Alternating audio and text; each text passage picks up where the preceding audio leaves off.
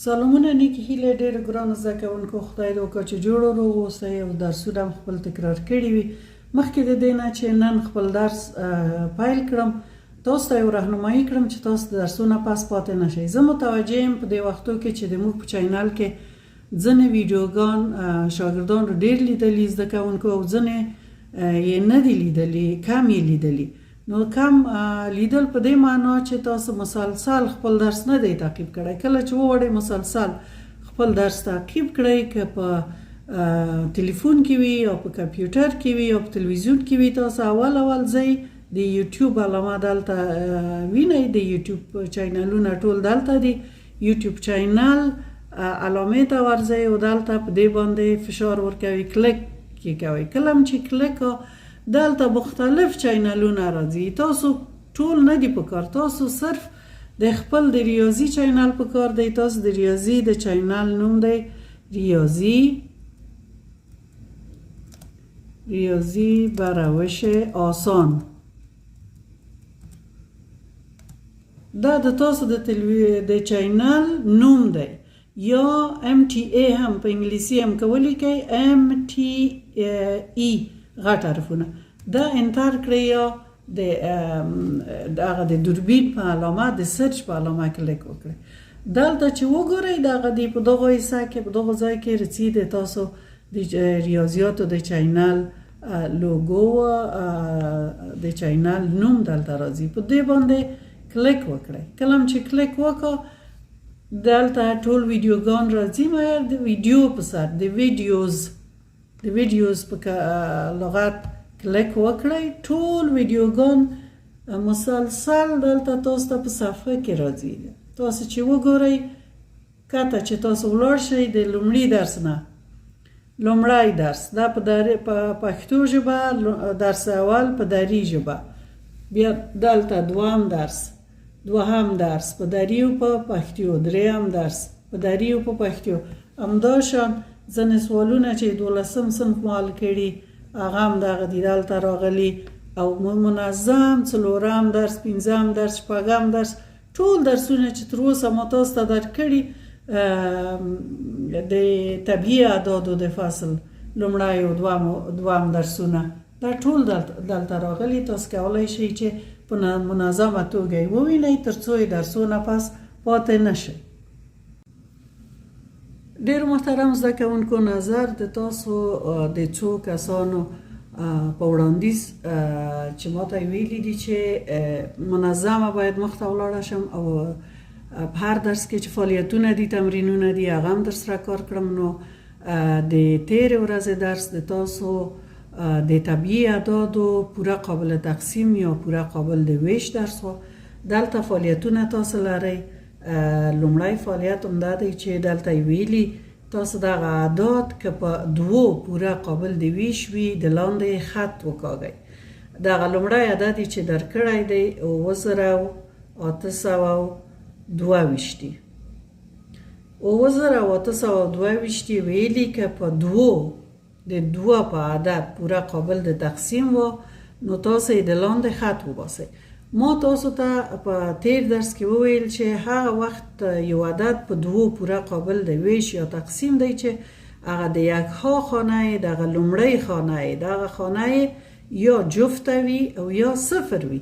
دلته موږ ګورو چې دوه جفت دي، نو د دوو نه پوهیږو چې د حتما په دوو پوره قابل دی ویش یا قابل د تقسیم دی. د دې لپاره چې د موږ اطمینان حاصل شي دا به تقسیم کړو. 9822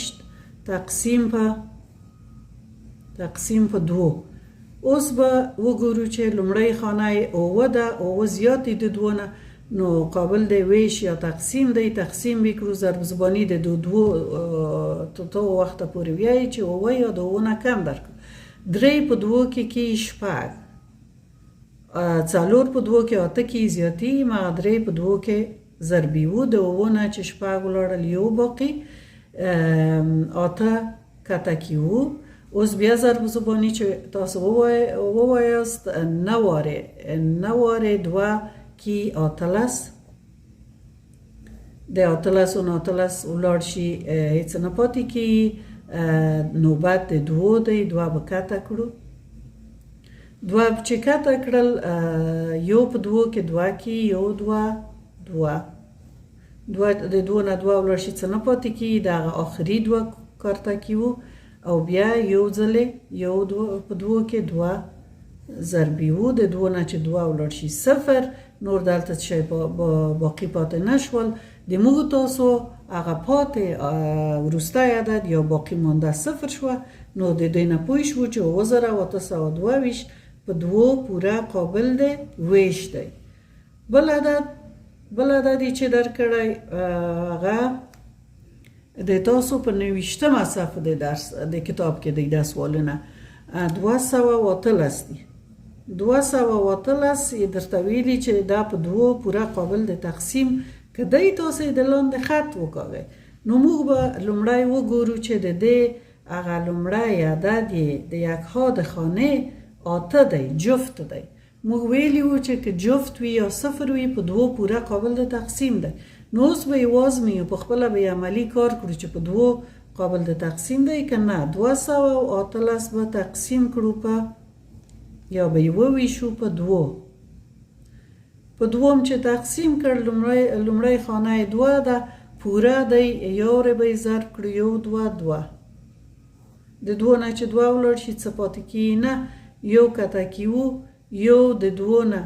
وړ دی قابل دی ویش یا تقسیم نه دی نو دوم عدد کارته کې وو مګر دلته اجازه نه لرو تر څو چې یو صفر کېږدو صفر به کېږدو پس د دې نه به 8 کارته کړو 8 چې کارته کړل نه واره یې ضرب کړئ نه ضرب په دوو کې 18 د 18 نه چې 18 منفي کړو پاتې کېږي صفر او کله چې صفر پاتې شو معلومی چې 218 په دوو پوره قابل دی تقسیم دی دریم سوالی چې درکړی دریم عدد یې چې درکړی 106 دی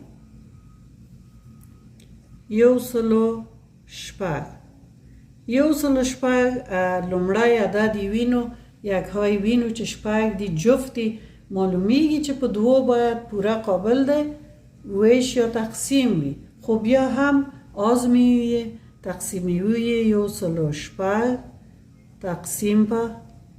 دوو لومړی خانه یو دی کم دی دومه خانه ورسره نیسو ده کې 15 واره ضربي وو 15 په دوو کې 10 د لسو نه لس ولاړ شي هیڅ شپږ کارته کوئ بیا ضرب زبانی شوی 3 په دوو کې 3 په دوو کې شپږ صفر پاتې کی په دې معنا چې 106 په دوو څه دي پورا قابل دی ویش دی ښه بل عدد چې درکړی 3050 دی 3050 دا په دوو پوره قابل دی ویش دی که نه دی دا عدد نو دا به هم وګورو چې دا لومړی عدد یې 4 جفت دی حتما باید په دوو پوره قابل دی ویش وي اوس یې ګورو چې دا خبر احتیا ده که نه ده 3050 تقسیم په دوو لومړی خانه یې نیسو 3 غټ دی د دوو نه سمه ده یو ځلې ضربي و یو په دوو کې 2 د 3 نه 2 ولاړ شي یو به کارته کړو بیا 15 په دوو کې 10 د 11 نه چې 10 ولاړ شي یو پاتې کې 15 به کارته کړو 15 نوبت دی بیا 8 په دوو کې 14 کې اوه واره کمی اوه به ضرب کړو 2 په اوه کې 14 یې 15 نه 14 ولاړ شي یو پاتې کې څلورمه خانه کارته کې و چې 4 ده کې 14 اوه ځلې ضربي و اوه په دوو کې 14 نه 14 ولاړ شي صفر معلوم شو چې د 3050 عدد په دوو پوره قابل دی تقسیم دی